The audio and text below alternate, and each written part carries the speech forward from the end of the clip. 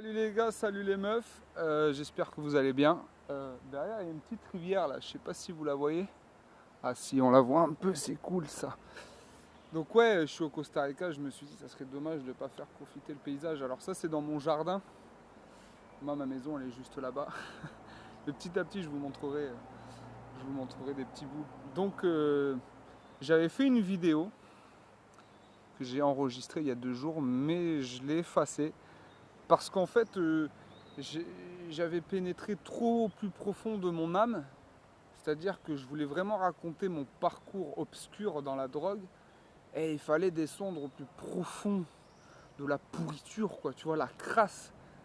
Et franchement, c'était un bon exercice pour mon ego parce que j'ai dû détruire mon ego. Et donc, du coup, j'ai vu certaines facettes de moi aussi, tu vois. Mais voilà, j'ai pas envie de montrer ça à n'importe qui, on va dire. Alors il y a des gens que je connais, il y en a d'autres que je connais pas, il y en a d'autres que je connais coup-ci, coup-ça. Et je pense que c'est une sorte de protection de ne pas dévoiler comme ça. Alors si la chaîne marche bien, que je vois que ça motive des gens, que je vois qu'il y a des bons retours. Alors sur la première vidéo, j'ai eu des super bons retours. Et ben franchement, pourquoi pas, tu vois. Mais bon. Donc du coup, je vais parler d'autre chose, de mon parcours, on va dire, de pirate. Et donc du coup, ouais, parce qu'il faut savoir que si je m'appelle The Pirate, c'est que un pirate en fait sa vie, ça boit du rhum, ça vole, ça ment, ça pille, tu vois, ça se bastonne, ça baisse des putes, tu vois. Et puis souvent le pirate, ce qui était raconté, c'est qu'à force de boire du rhum, eh ben, il finissait alcoolique et donc il finissait clochard à Port-Royal, qui était la capitale à l'époque de la Jamaïque. Moi, c'est comme ça que j'ai terminé. Sauf que moi, j'étais pas à Port-Royal, j'étais à Bordeaux plus précisément. J'ai fait Bordeaux dans les rues de Bordeaux, Arcachon et Toulouse. Et je sais pas si j'ai pas fait Paris. Tu vois. Enfin voilà quoi, tu vois. Et donc c'est pour ça que je m'appelle comme ça. Et moi, j'ai toujours kiffé les pirates depuis tout jeune. J'adore ça. Donc du coup, vu que j'ai toujours voulu une vie de pirate, et ben j'ai eu une vie de pirate. C'est ce que je disais dans la première vidéo, cette fameuse loi de l'attraction que certains appelleront Dieu, que moi-même j'appelle Dieu. Mais aujourd'hui, je trouve que le mot loi de l'attraction, il est revenu de plus en plus, quoi. Il est plus commun. Et donc, du coup, ouais, c'est que tu attires à toi ce que tu veux être. Regarde, et j'ai même une dent en moins. J'étais content quand j'avais perdu ma dent. Moi, je dis, ouais, je suis un vrai pirate et tout. Comme un vrai gamin. Et donc, du coup, voilà. Alors, ce que hier, je pensais, c'était dans ma méditation, je disais, mais j'ai vraiment eu tout ce que je voulais avoir. Tu comprends? C'est-à-dire que moi, j'ai vécu à fond, mais à fond mon obscurité.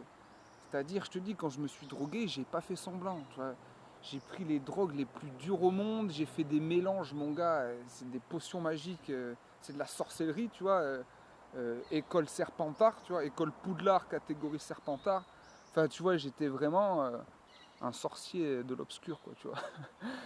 Je disais, moi, je mélangeais, des fois, je pouvais monter jusqu'à 30 Xanax, c'était rare, mais je le faisais, hein, je le faisais une fois par mois, comme ça, souvent, pack. Mais moi, tous les jours, c'était 8 Xanax et je pouvais monter jusqu'à 32 mg de sub, mais c'était 16 mg sinon. Tous les jours, et je mélangeais ça avec l'alcool. Je peux te dire, mon pote, que tu as une potion magique après. Je te dis, j'ai vu des trucs qui se passaient à côté de moi. Je réagissais même pas. J'ai pas les couilles de dire ce que j'ai vu, tu vois, mais j'étais là, je sifflais, tu vois. Je planais, tu vois. Et j'ai connu ce que les bouddhistes appelleraient le nirvana. Donc du coup, tu vois, j'ai vécu mon obscurité à fond, comme un malade, comme un vrai pirate, quoi, tu vois. Et je m'en suis sorti. Alors il faut savoir qu'il y a... Alors je vais dire ça pour ceux qui veulent essayer de s'en sortir, ça peut grave démotiver. Mais il y a une étude qui a été faite que 2 personnes sur 1000 s'en sortent, quoi. Alors je parle pas du petit joint de bœuf, tu vois, du mec qui fume joint de bœuf, je parle des vrais toxicos comme moi et comme ceux qui me regardent, je sais pas. Et donc du coup, faut savoir que c'est une chance d'être sorti de cette misère et d'avoir pu vivre ce que j'ai vécu. C'est-à-dire, je vais pas faire l'hypocrite. Moi, la drogue, j'ai aimé ça, tu vois. Sinon, je serais pas resté dedans. Tu vois, c'est grave bon. On va pas faire les mythos. Après, ça détruit la vie, quoi. Ça détruit ta vie et la vie de ton entourage. Tu comprends? Donc, d'un moment, il faut prendre ses responsabilités. Mais je veux dire que j'ai eu de la chance de pouvoir vivre ma destruction à fond, de faire de la merde comme un rock'n'roll, comme un vrai rocker, un vrai punk, un vrai pirate, et puis de se dire un jour, j'en ai ras le cul, j'arrête. Alors ça s'est pas vraiment passé comme ça, comme je vous ai dit, je devais aller en tôle, et puis j'ai pas eu le choix. Sauf que pendant l'embrouille que je vous dis, où il y a eu une baston, on aurait pu me buter et tout, et que de là, les gens ont appelé les flics, et donc du coup ils m'ont embarqué, c'est là où je devais prendre 1 an et demi de prison, mais ça a viré à 2 mois de centre de réhabilitation. C'est que avant que les flics viennent me chercher, j'étais sur les marches, sur les escaliers, comme ça il y a des escaliers, il y a une maison, il y a des escaliers, et c'était sur les marches de la maison de ma mère. J'étais avec une bouteille de rhum et c'était le petit matin, j'étais rempli de sang. Et tu sais, je pleurais, tu vois. Et ma mère, elle me disait, mais putain, mais t'as l'air d'un malade mental. Elle m'avait même pas ouvert la porte, elle avait appelé les flics même. Et, euh, et, euh, et là, au bout d'un moment, mais je pleurais et j'ai demandé à Dieu, tu vois, putain, j'en peux plus, j'en peux plus. J'ai envie de sortir cette merde, j'en peux plus, je suis fou, c'est toujours la même chose, la même chose. Et donc les flics sont arrivés, je suis passé devant le juge, il m'a dit que j'allais prendre 1 an et demi de prison, nanana, mais moi j'y croyais pas que j'allais les prendre les 1 an et demi. Je sais pas pourquoi, j'étais tellement persuadé que ma prière avait marché, que tu sais, la juge, ouais, tu vois, m'en bat les couilles. Et je suis passé à 2 mois voilà, de réhabilitation, et là je m'en suis sorti. C'est pour dire que tu vois, j'en ai eu marre de faire de la merde, j'ai demandé au ciel, à Dieu, à la loi de l'attraction, aux vibrations, et puis il m'a donné la chance de me désintoxiquer. Et là maintenant, eh ben, j'ai vécu l'obscurité à fond, il faut la vivre, l'obscurité c'est important. Tu vois, un arbre pour pousser au début, c'est une graine, il est sous la terre. La terre, il faut savoir, c'est toute la pourriture des insectes. Tu vois, c'est les feuilles qui tombent, tu vois, c'est la pourriture et puis c'est l'obscurité et on monte vers la lumière, tu vois. Donc on a besoin de cette obscurité et je suis fier de l'avoir vécu et maintenant je vais vivre la lumière à fond comme j'ai vécu l'obscurité et je vais avoir la chance de la vivre. Il faut savoir que ceux qui vivent l'obscurité à fond comme je l'ai vécu la plupart du temps finissent morts en tôle à vie, tu vois. Tu vois, c'est vraiment la cata quoi. Donc j'ai eu vraiment cette chance et, euh, et c'était pour dire voilà qu'il faut croire en ses rêves parce que tout est possible. Tout est vraiment possible. Au jour d'aujourd'hui, tu vois, moi comme je t'ai dit, j'étais un mec, je traînais dans les rues, je faisais le clochard, je volais tout le monde, ma mère, ma grand-mère, n'importe qui, je manipulais, je mentais, enfin voilà quoi. Et je baisais des putes, parce qu'au bout d'un moment, les nanas ne me voulaient même plus. Si, j'avais 2-3 gonzesses à gauche à droite, mais qui me saquaient aussi. Donc à force d'être saqué et tout, et d'être tellement arraché, mais tu baises des putes. Tu vois. Je le regrette pas, hein, j'ai baisé de très belles femmes comme ça. Enfin, voilà quoi, mais c'est pas, tu vois. Aujourd'hui, j'ai vraiment une belle femme à côté de moi, tu vois, qui m'aime pour ce que je suis. Je suis pas un mec facile à vivre, surtout que j'arrive de loin, donc tu vois, j'ai des traumatismes. Tu vois, elle a vraiment de la patience avec moi. Quand je rentre, tu vois, j'ai toujours le petit repas de fée. Tu vois, après j'ai même le droit à un massage et plus. Mais là, c'est le domaine du privé, tu comprends? Donc j'ai vraiment de la chance de vivre ça. Quand regarde, là, je te parle, je suis sous le soleil. Il y a une petite rivière là, tu vois. Tout à l'heure, j'allais voir le coucher de soleil à la plage. Tu vois, j'y ai cru, j'ai vécu la chose à fond. Alors je dis pas ça pour faire baver les gens, même si je suis très fier de mon parcours. Je dis ça pour toi qui me regarde là. Ça se trouve, tu es dans ton lit en train de te mater des pornos comme ça, là, à prendre de la méthadone, du sub, à t'enfiler n'importe quoi, te coller des grosses douilles d'exta. J'ai vu des trucs comme ça, tu vois. Et que tu es là, tu es dans ta face, j'en peux plus, gros, c'est possible. Comme tu es en train de croire à fond là, ton délire destroy là, tu vois, il faut que je me détruise, je suis le mal incarné, et bien crois à fond que tu peux t'en sortir et que tu peux avoir ce que tu veux avoir. Regarde, j'ai un autre exemple. Euh, je vais partir dans le délire obscur. Moi, j'ai toujours voulu avoir une vie de pirate. Donc, la loi de l'attraction m'a donné une vie de pirate. Je vais te raconter une histoire. Une histoire parmi tant d'autres, tu vois. Et je vais te raconter 2 histoires. Une dans l'obscurité, celle que je vais raconter maintenant, et après celle dans la lumière, le yin et le yang. Donc un jour j'étais chez mon ex, Émilie d'ailleurs si tu me regardes, gros bisous. Et voilà, je me bourrais la gueule, je prenais des Xanax, et puis j'étais posé à la fenêtre, on était à Toulouse comme ça, et là il y a 2 gonzesses qui passent et je les siffle et tout, je commence à les draguer devant ma gonzesse. Elle a pas aimé, elle m'a foutu une grosse gifle et elle m'a foutu à la rue, tu vois. On peut dire style à la Jack Sparrow, tu vois. Et donc du coup, j'étais à la rue, et moi, tu vois, je m'en bats les couilles, je me dis, bon, je vais rester 2-3 jours à la rue, elle me reprendra. Là, je croise des gonzes, des racailles, on devient super potes. on se bourre la gueule, pendant une semaine, 2 semaines, je vais à gauche, à droite et tout, jusqu'au bout d'un moment où je leur dois de la thune, ces mecs, je leur devais pas mal, je crois que c'était dans plus de 2 000 euros, et j'ai des trous parce que je m'étais beaucoup déchiré la gueule, et donc du coup ces mecs au bout d'un moment, en plus je me foutais de leur gueule, tu vois, j'allais voir leur petit frère et je me foutais de leur gueule, le mec il s'appelait Sanglier, et l'autre je me rappelle plus, je l'appelais Sanglier, et l'autre je me rappelle plus, c'était deux grands quoi, tu vois. Au bout d'un moment, ces mecs, ils m'avaient retrouvé et moi, j'étais déchiré dans la bagnole comme ça. J'en pouvais plus, j'avais envie de crever. Et les mecs, ils me faisaient des menaces comme quoi ils allaient me tuer. Ils avaient même sorti le flingue et tout. Alors, va savoir si c'est vrai ou pas. Mais tu vois, sur le coup, ils m'insultaient, ils étaient énervés. Et vu que j'en avais rien à foutre, les mecs, ils m'ont rien fait. J'ai même dit, ah, laisse-moi faire une dernière prière et tout. Et les mecs, ils m'ont dit, bon, ben écoute, cette thune, on la veut, toi, tu l'as pas. On va t'amener chez des gitans. Et tu vas travailler pour eux. Donc ils m'ont amené dans un camp de gitans. Gros bisous à ces gitans d'ailleurs. Et c'était à Castres. Et donc du coup, ces gitans m'ont pris avec eux, ils m'ont offert une caravane et tout. Et je devais voler des bagnoles pour eux, tu vois. Je l'ai jamais fait, mais je te dis le truc. Et au bout d'un moment, je m'étais tellement pris de sympathie avec les gitans que les gitans, ils ont dit, t'inquiète pas, on va te donner du travail, nous, mais tu devras aucun fric à ces gonzes-là. Tac, tac, dans le cul. Bon, sauf que j'ai pas voulu continuer parce que c'est notre culture, les gitans, mon gars. Tu vois, on se comprenait pas et tout. Puis, même si j'allais finir en prison, que j'aurais été bien accueilli là-bas, je voulais pas finir en tôle. Même s'ils m'avaient tout offert, un caravane, ils voulaient me marier avec une fille à eux. Pas qu'une, il y en avait plein, mais je pouvais choisir. Enfin, c'était vraiment l'accueil comme un roi. Et je me suis cassé. Après, bon, j'ai recontinué. Mais c'est pour te dire, je voulais une vie de pirate, tu vois, et ça, c'est qu'une petite histoire parmi tant d'autres. Et ben, j'ai eu une vie de pirate, tu comprends, parce que je l'ai voulu. J'ai voulu me détruire, je l'ai eu. Là, par exemple, maintenant je vais dans la lumière. Maintenant je veux, tu sais, moi j'aime bien le délire au roi, tu vois. Retrouvons le roi qui est en nous, le divin qui est en nous. Pour moi, un roi, il doit être en paix intérieurement. Tu comprends, il doit être en place, il doit être, tu vois, il doit être là.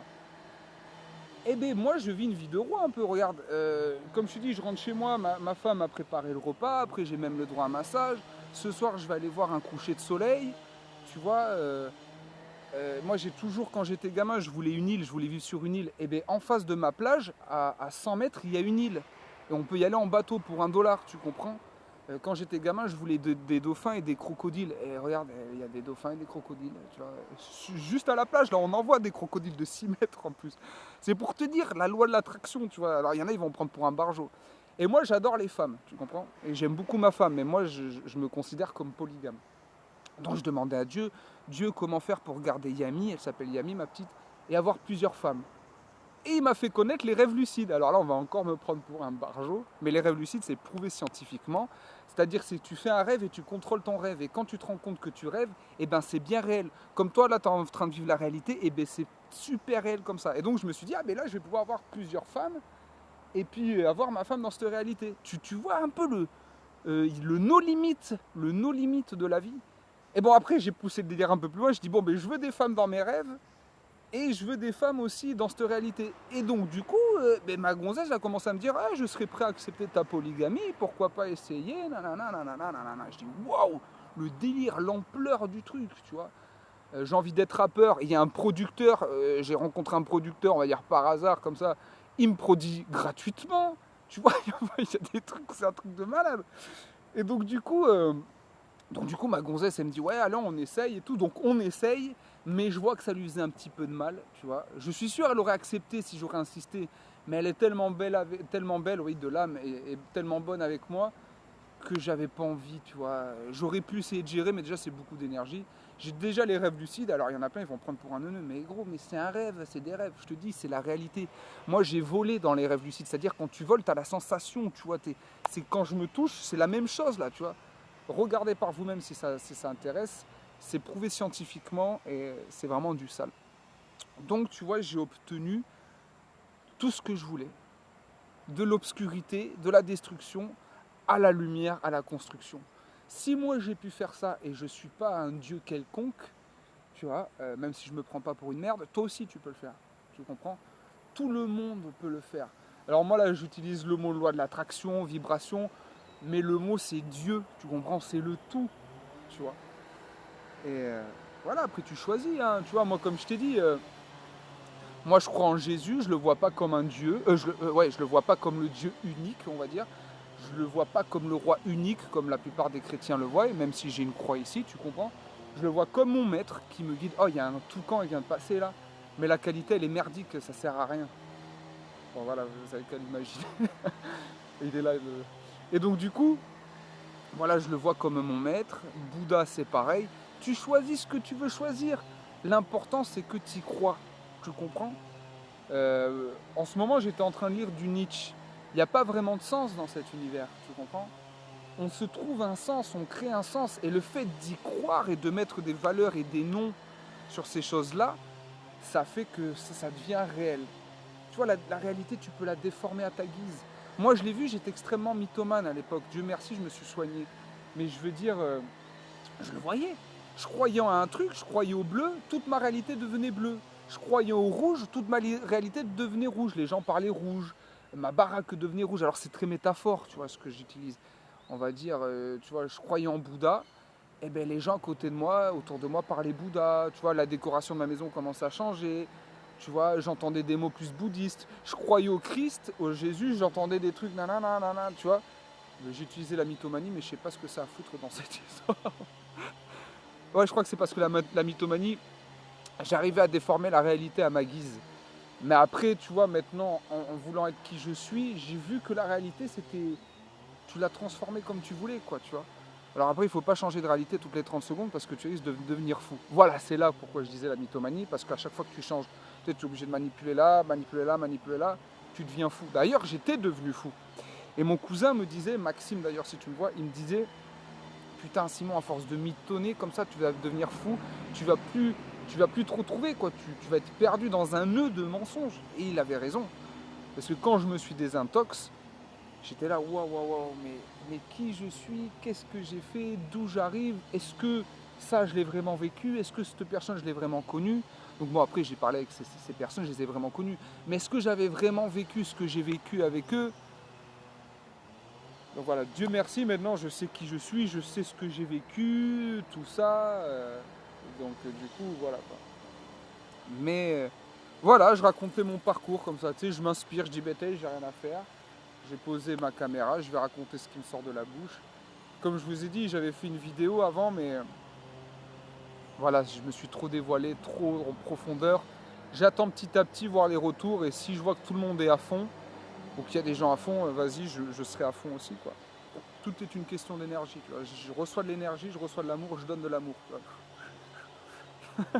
C'est ça la vraie, c'est ça le vrai bling bling, le vrai trésor, c'est l'amour. Et le pirate que je suis l'a trouvé, tu vois, a trouvé ce vrai trésor, a trouvé le One Piece, pour ceux qui ont la référence. Donc du coup, voilou quoi, et je crois que je vais m'arrêter là, ça va faire un peu long. Et voilà, je vais essayer une fois par semaine, peut-être une fois par mois de sortir une vidéo, quand ça me chante en fait. Donner de la force à mes petits drogués et à mes petites droguées, je sais que c'est difficile. Hein. Il y en a, ils veulent pas s'en sortir, très bien. Continuez dans votre délire, continuez à vous détruire si c'est ça que vous voulez vraiment. Tu vois. Personne n'a à vous juger. Et voilà, vous devez vivre votre vie comme vous l'entendez, sans faire de mal à autrui par contre. C'est ça, tu vois.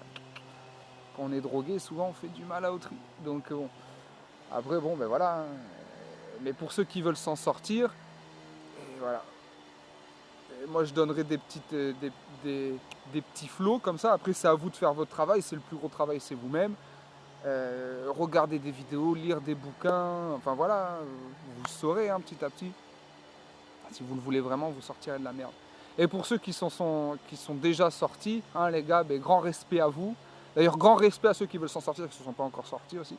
Rien que juste de prendre la décision, c'est énorme. Mais ouais, les gars, hein, et les meufs, hein, on s'en est sortis. Ah, c'est un chemin difficile, mais possible. Ah, il ne faut pas que je dise difficile parce que les gens... Mais enfin, rien n'est facile. Tu vois, rien n'est facile, c'est comme ça. Il faut se le dire et puis le surmonter. Et voilà, après, il y a plein de bonheur. Comme je vous ai dit, la vie, c'est l'infini, c'est illimité. Et voilà, donc ouais, force à tout le monde, et même à ceux qui ne se sont pas drogués. Tu vois, force à vous aussi. Voilà, force à tout le monde, en fait. Et puis je vous embrasse, et puis on se recapte plus tard. Ciao, ciao. Bon, maintenant, comment on éteint ce bordel ?